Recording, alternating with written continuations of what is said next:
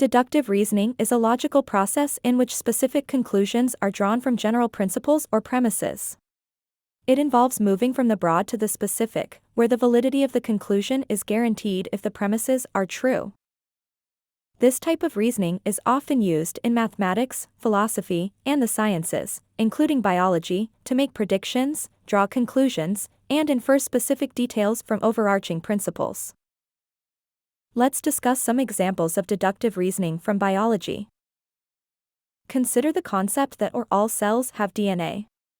If we identify a cell, it logically follows that the cell contains DNA, illustrating the fundamental connection between cellular identity and genetic material. Another biological example revolves around inheritance.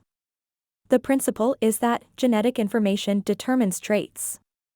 If a specific trait is inherited, we can deduce that there must be a genetic basis for that trait. A zoologist, knowing that a certain bird species usually flies south for winter, sees the birds gathering in flocks. She concludes that they're getting ready to migrate. This shows deductive reasoning. The zoologist predicts future actions based on her understanding of the bird's usual behavior. Deductive reasoning in biology allows scientists to make informed predictions and draw logical conclusions, enhancing our understanding of the natural world.